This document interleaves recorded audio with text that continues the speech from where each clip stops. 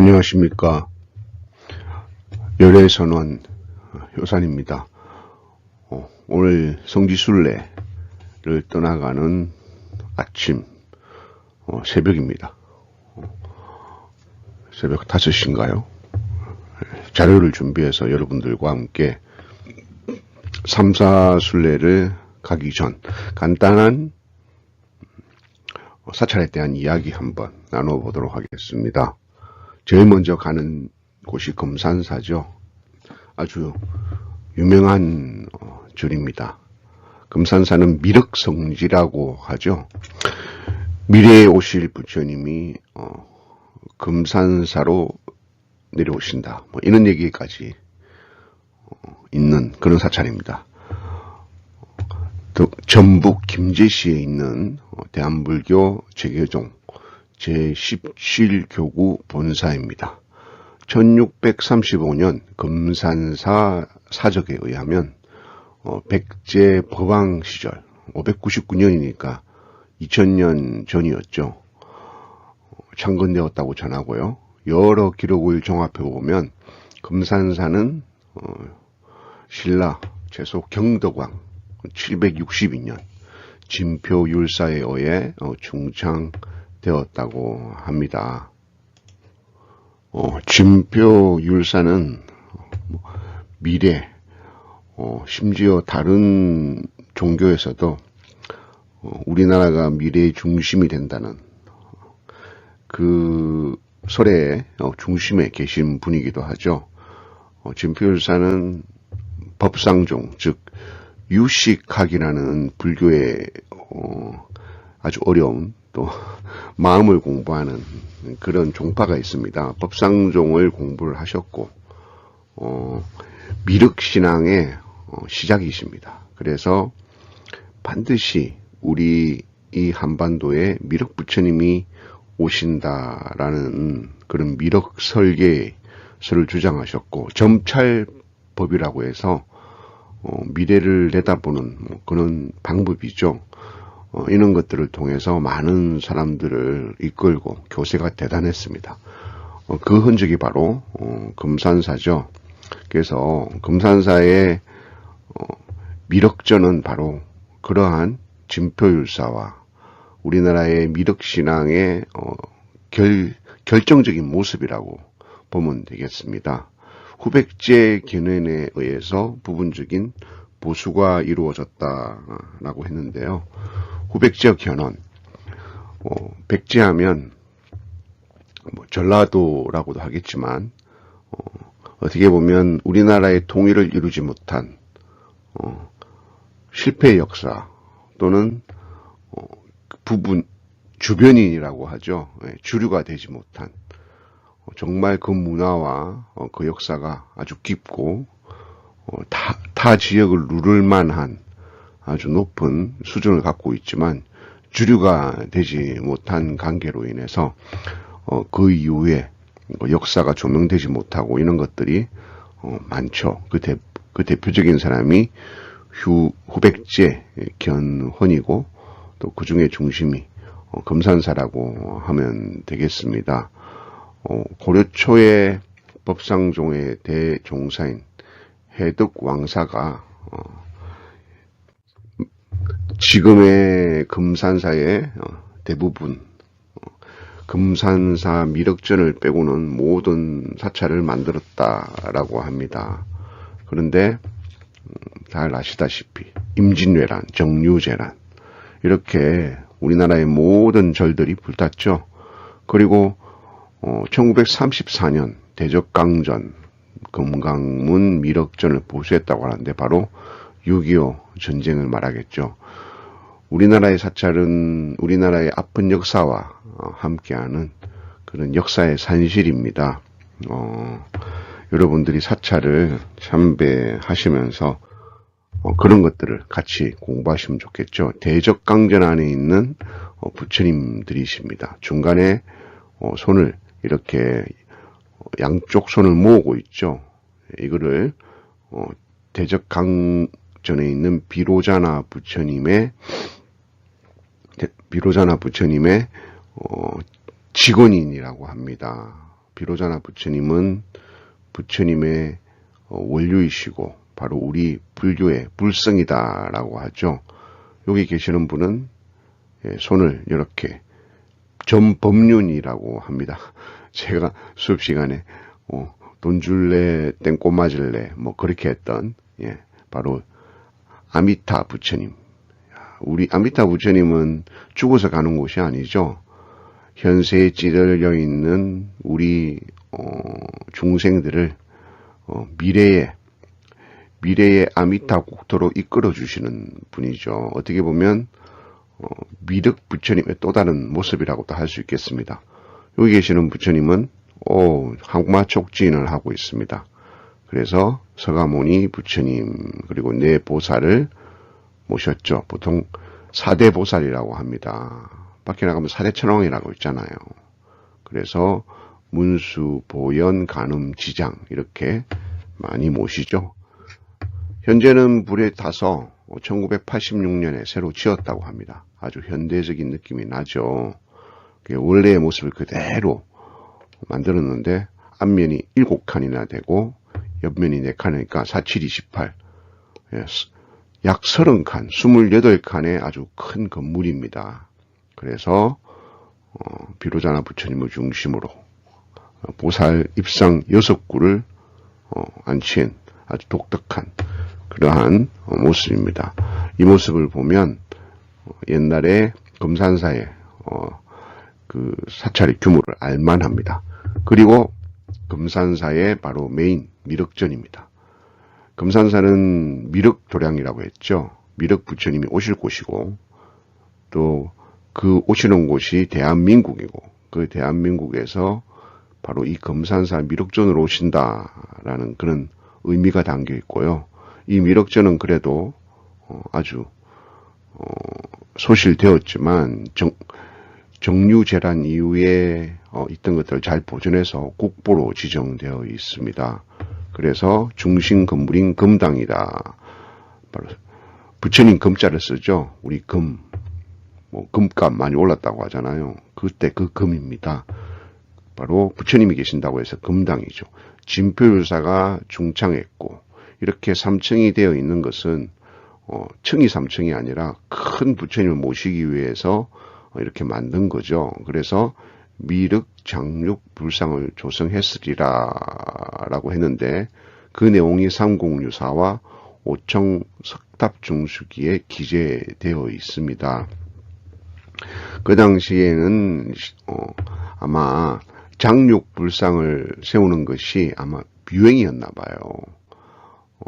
신라 시대에 신라로 가면 여러분들이 잘 아시는 장육 불상이 바로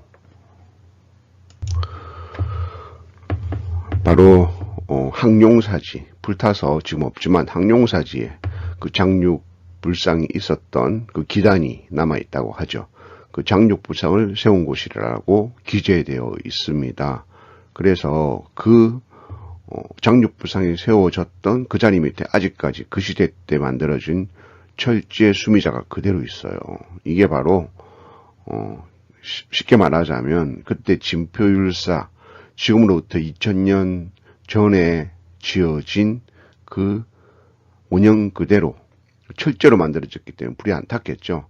그래서 장육 상대 자임을 추측할 수 있는데 이것이 미륵 부처님이 오실 곳이라서 많은 분들이 참배하고 있습니다. 특히 이는 미래를 잘 얘기하는 정산도 쪽에서 여기가 성지로 지금 되어 있습니다. 이 철제 수미자가. 그래서 한번 꼭 보시면 좋을 것 같아요. 정류재란 때 이렇게 소실되었고요. 그래서 현 건물은 1601년부터 35년 걸려서 만들어진 그런 보물입니다. 국보, 참 국보입니다. 그래서 반드시 가야 할 곳이죠. 그래서 1층은 대자보전이라고 하고요. 미륵 부처님을 큰 자비의 부처님이다 해서 대자전이라고 하고요. 2층은 용화지혜라고 합니다. 용화지혜라는 것은 용화수 아래의 법회라는 뜻입니다. 모일해자죠. 부처님께서는 보리수 아래에서 깨달음을 얻으시지만 미륵 부처님은 용화수 아래에서 깨달음을 얻으실 것이다 라고 예언이 되어 있습니다. 그리고 3층은 미륵전이라는 현판이 걸려 있고요. 이 부처님이 바로 미륵전 안에 있는 미륵불 입상입니다. 높이가 11m나 되고요. 협시보살도 거의 9m에 가까운 아주 장엄하고 정말 보기 힘든 그런 정말 장엄한 모습입니다. 세 분의 입상으로 되어 있고요. 다 1597년에 좌우 협시보살은 바로 그 임진왜란 끝나고 중수된 것입니다. 그렇지만 중간에 있는 본존불 부처님은 그 임진왜란 때 불타서 조선 후기 때 만들어진 부처님입니다. 자세히 보면 조금 느낌이 달라요. 그리고 미륵 부처님 옆에 있는 두 보살상에는 이름이 없습니다. 이 보살님 이름이 뭐예요? 하고 물었으면 아무도 대답할 수가 없습니다. 왜냐하면 아직 오시지 않았기 때문에 이름이 없습니다. 보통 부처님 옆에 있는 협시보살은 어떤 인연이 있어야 되거든요. 예를 들면 뭐 과거에 같이 수행을 했다든지 또는 뭐 어떤 전생에 인연이 있다든지 그런 인연이 있는 분들을 좌우로 모시게 되죠. 그런데 미륵부처는 아직 오시지 않았잖아요.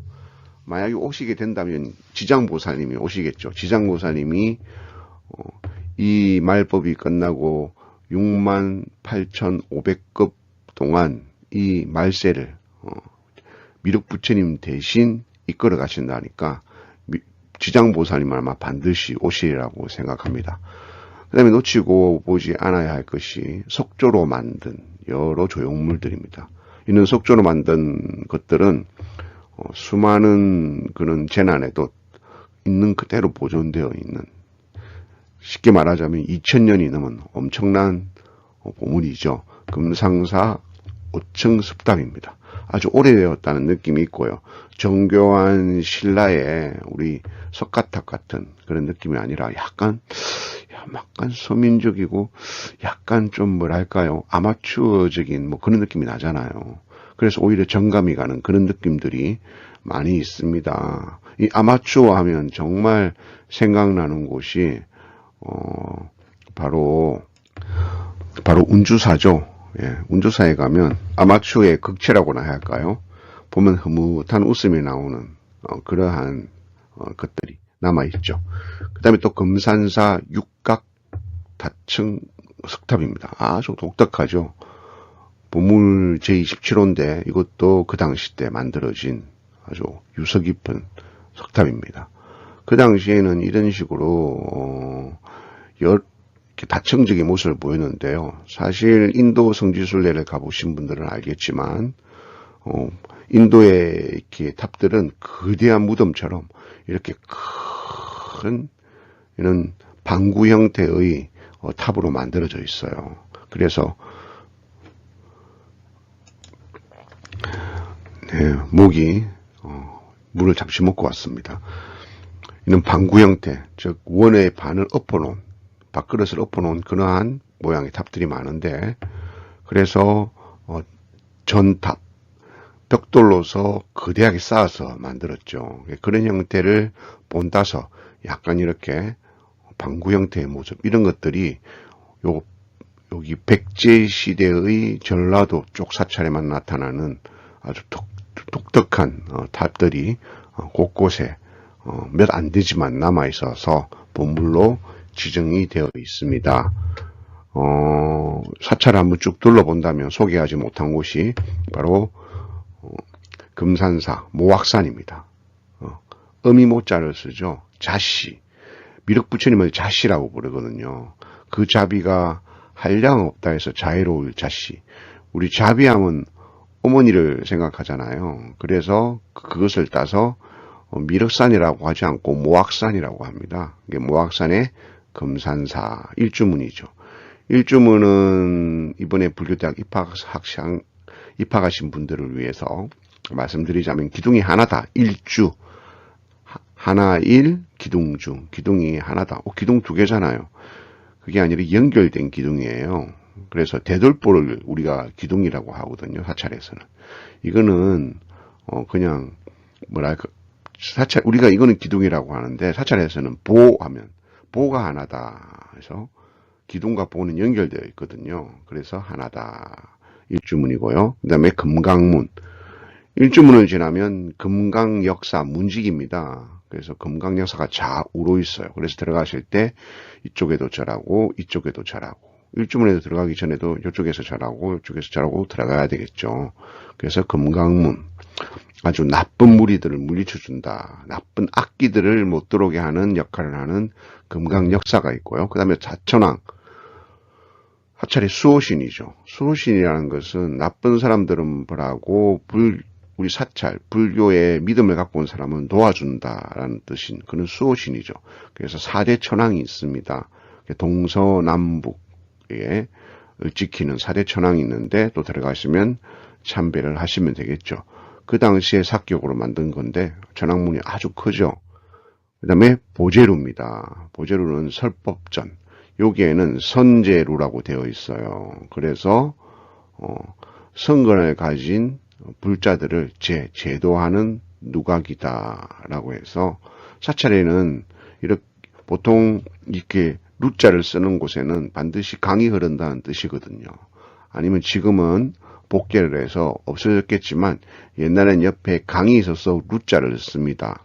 사찰로 들어가면 강이 보통 보제루 앞에 위치해 있습니다. 강을 건너서 부처님 도량으로 들어가는 거죠. 그래서 강을 건너는 전 무렵에 일주문, 금강문, 사천왕문이 있고요. 사천왕문을 지나면 곧바로 부처님의 도량인 보제루를 맞이하죠. 이 보제루에서 부처님의 법문을 들어서 몸과 마음이 청정해지는 겁니다. 보통 보제루는 반대쪽에는 설법전이라고 해서 여기서 부처님의 법문을 듣고 여기 보면 대웅전, 금산사에서는 미륵전이 되겠죠. 마주보고 있죠. 여기에서 예불을 스님들이 보고 여기에서는 일반 대중들이 예불을 봤어요. 그래서 조선시대까지만 해도 일반 대중들은 대웅전에 못 들어갔습니다. 여기에서 부처님을 바라보고 부처님을 향해서 예불을 하고 법문을 듣고 스님들만 여기에 들어가서 예불을 하는 그런 구조였어요. 그래서 보제루라고 합니다. 그 다음에 앞서 설명했던 대적강전이나 또는 미륵전은 설명했기 때문에 설명하지 못한 대장전, 이 장자가 대장경 할 때, 팔만 대장경 할 때 장자거든요. 그래서 여기에 대장경을 모셨던 곳이다라고 하죠. 대장경을 모셨는데 이렇게 작아요? 해인사의 팔만 대장경의 대장전은 어마어마한 큰 규모죠. 팔만 대장경이 모셔져 있고 국가에서 깔려 있고요. 여기는 금산사에만 금산사에 관련되었다는 것은 미륵불에만 관련된 경전을 모셨겠죠. 그래서 미륵 삼부경이라고 있습니다. 미륵 부처님에 대한 세 가지 경전이 있다. 그 세 가지 경전을 모셨던 대장전입니다. 안에 보면 그 법문하셨던 부처님이 아주 이걸 강배라고 해요. 부처님의 뒤에 이렇게 삼매를 뜻합니다.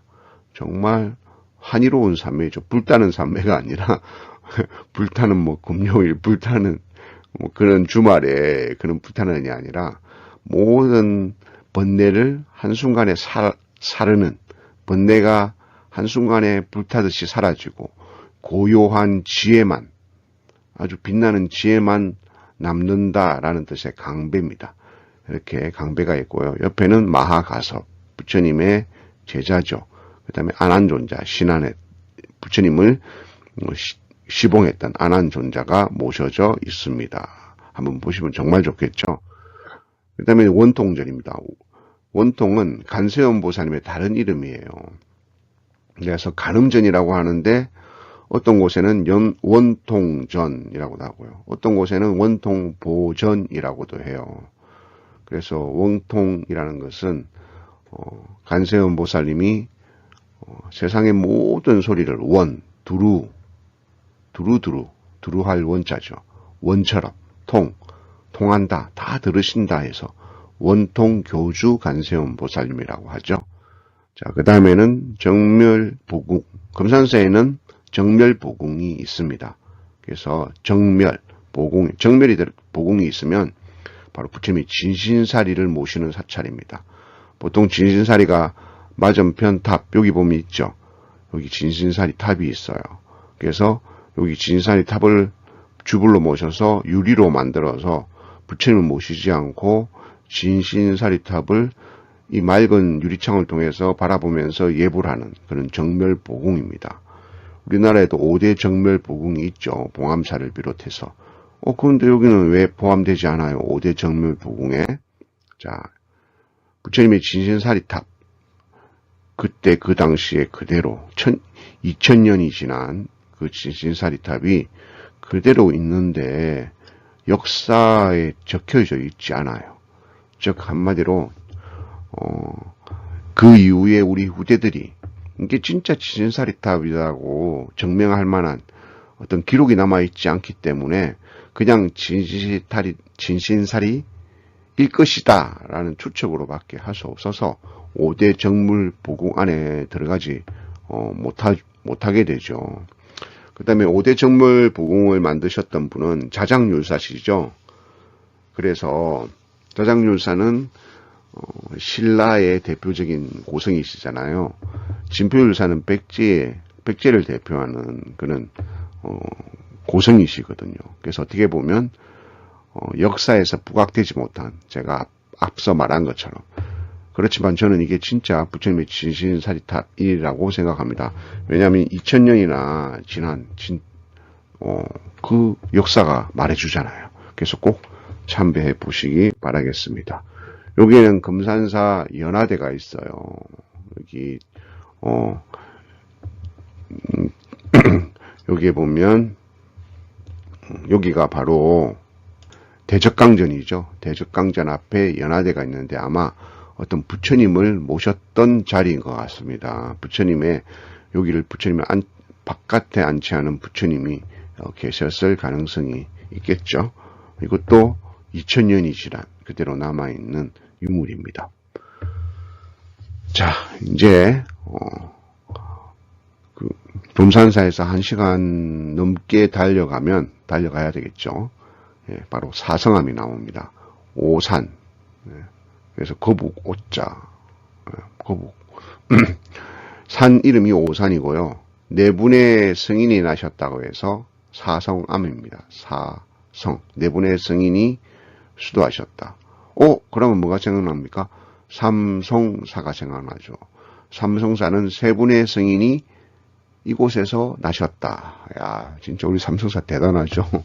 예, 사성암과 쌍벽을 이루는 트렌드 마크입니다.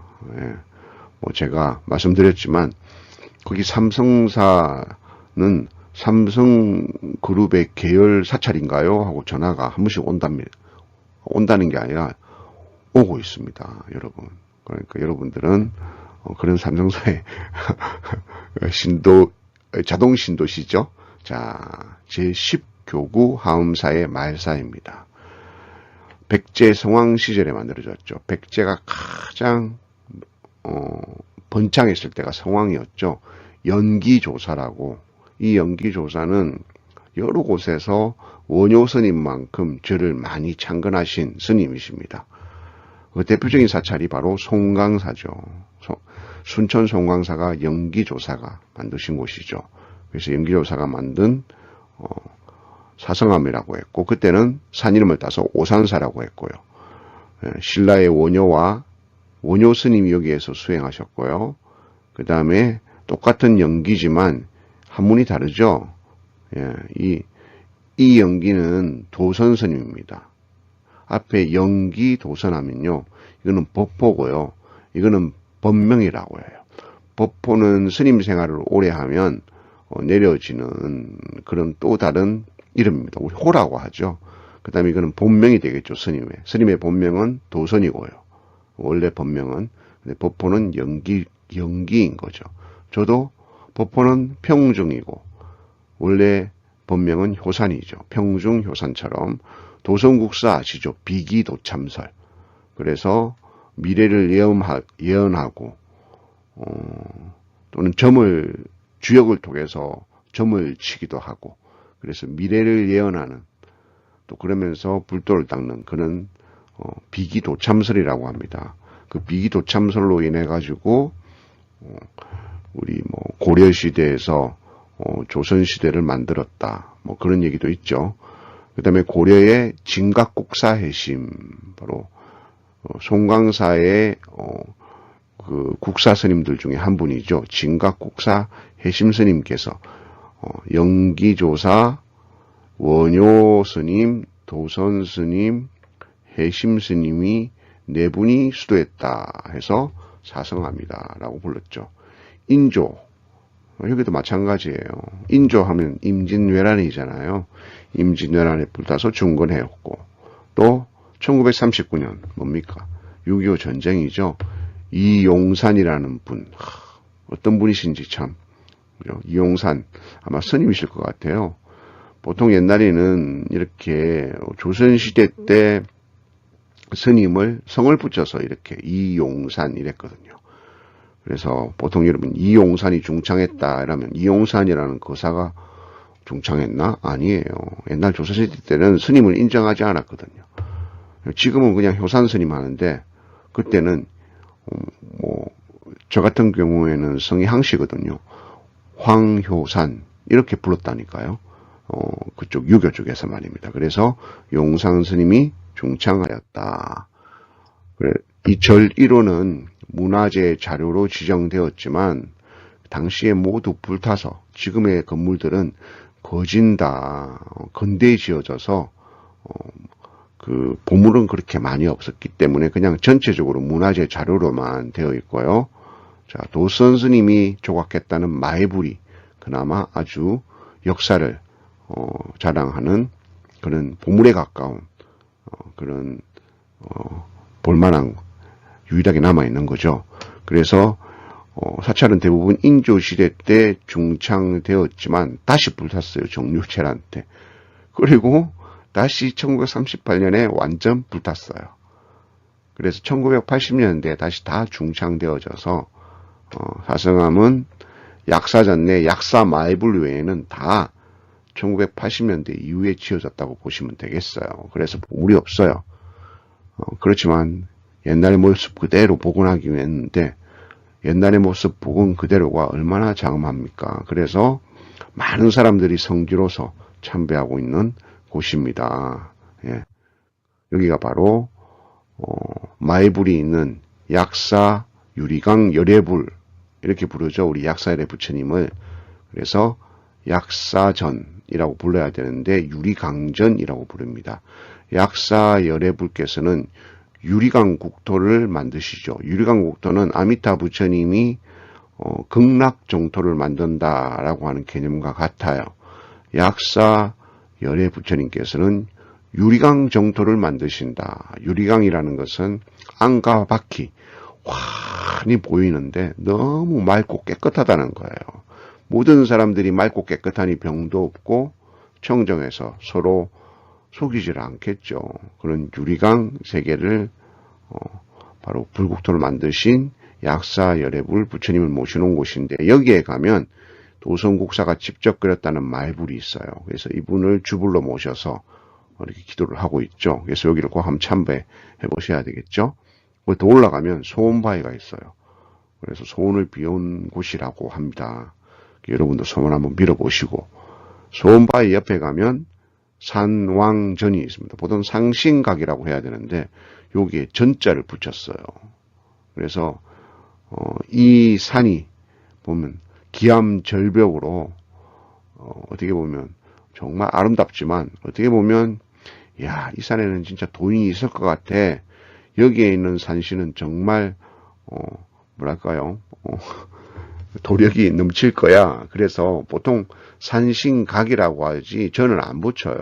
전이라는 것은 부처님이 계시는 곳만 붙이는 거거든요. 그래서 산왕전이라고 이렇게 이름을 붙입니다. 아주 독특하죠. 이후에 만들었지만 아마 뭐 그런 얘기가 있어요. 여기 여기에 있는 이 산이 이제 산신들 중에서도 이제 아주 높은 산신이라고 하죠. 그래서 산왕전을 붙였습니다. 옆에 보면 도성굴이 있죠. 도성굴에 도성국사가 수행을 했답니다. 그래서 여기도 한번 꼭 가보시기를 바라겠습니다. 자, 다음에는 순천 정해사예요. 순천 송광사. 순천 송광사는 정해 결사로 유명한 그 정해사입니까? 아니에요.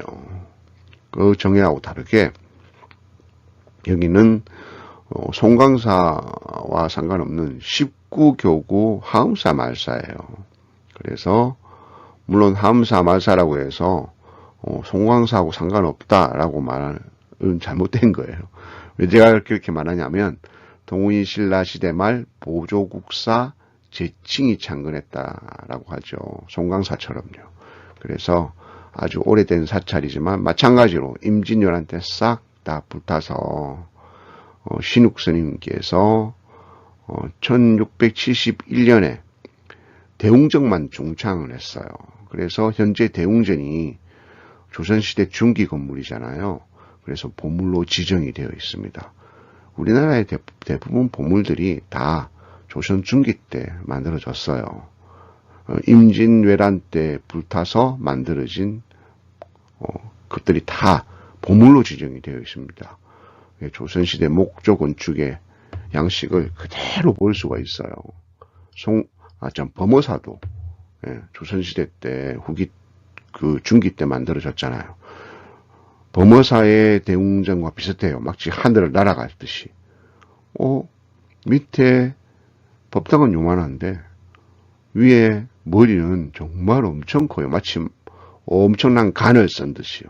그러니까 얼마나 장엄해 보입니까? 그리고 처마가 약간 들러져 있죠. 마치 하늘을 날아가고 하늘을 떠받친다. 그런 의미가 있어요.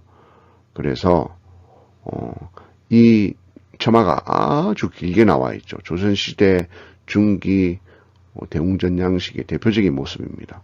그래서 너무 무겁다 보니까 이는 볼을 받쳐놨어요. 그래서 측면에 보면 더 확실히 알 수 있습니다. 완전히 하늘을 날아갈 것 같고 새가 날개를 펼친 그런 모습이에요. 그래서 요 대웅전을 보기 위해서 정해사를 가게 됩니다. 이렇게 세 군데 사찰을 마치고 부산에 도착하면 아마 7시가 훌쩍 넘을 거예요. 막히지만 않는다면요. 그래서 여러분들하고 이번 봄에 이렇게 삼사순례 역사적인 세 곳을 가게 되었습니다. 참배를 갈 때 그 사찰에 가장 중심되는 곳은 꼭 참배해 보시면 좋겠죠. 제가 간단하게 설명을 드렸지만 이 영상을 보시면서 많은 참조 바라고 또 다음 사찰 순례 때 여러분들과 이렇게 뵙겠습니다. 감사합니다.